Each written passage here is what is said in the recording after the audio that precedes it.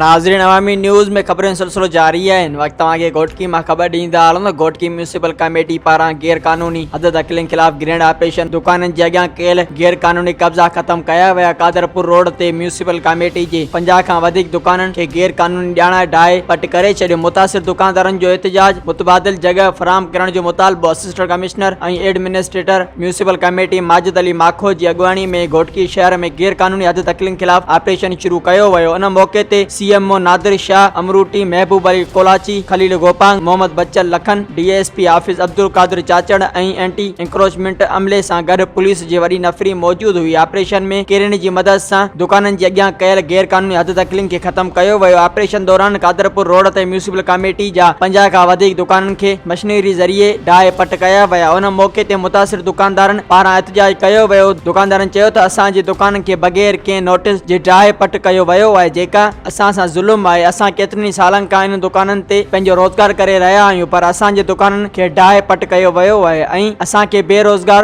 बणायो वियो आहे। हिननि मुतालबो कयो त असांखे हिननि दुकाननि जे बदिले में मुतबादिल जाइ फराहम कई वञे त जीअं असां पंहिंजो गुज़र सफ़र जारी रखी सघूं। उन मौके ते मीडिया सां ॻाल्हाईंदे असिस्टेंट कमिश्नर ऐं administrator municipal committee Majid Ali माखो चयो त सुप्रीम कोर्ट ऑफ पाकिस्तान जे हुकुम ते गैर कानूनी हद दख़लनि जे ख़िलाफ़ कार्रवाई कई वई आहे। गैर कानूनी हद दख़लनि जे करे ट्रैफिक जी रवानी मुतासिर थी रही हुई, जॾहिं त शहरनि खे आमद व रफ़त में पिणु सख़्त ॾुखियाऊं पेश अची रहियूं हुयूं। उन खे नज़र में रखंदे गैर कानूनी हद दख़लनि ख़िलाफ़ ऑपरेशन शुरू कयो वियो आहे। शहर में गैर कानूनी हद दख़लनि खे ख़त्म कयो वेंदो, कंहिंखे बि रिआयत न ॾिनी वेंदी। हिन चयो त शहर मां गैर कानूनी हद दख़लनि जे ख़ात्मे ताईं ऑपरेशन जारी रहंदो। दुकानदारनि खे कानून पंहिंजे हथनि में वठण जी इजाज़त न ॾिनी वेंदी ऐं खिलाफ़ वर्ज़ी कंदड़ दुकानदारनि जे ख़िलाफ़ सख़्त कार्रवाई कई वेंदी। हिन चयो त शहरी घोटकी शहर खे साफ़ सुथरो रखण लाइ इंतज़ामिया सां ताउन कनि। मज़ीद खबरों और तफसीलात के लिए विजिट करें हमारी वेबसाइट www.awamiNewsHD.com।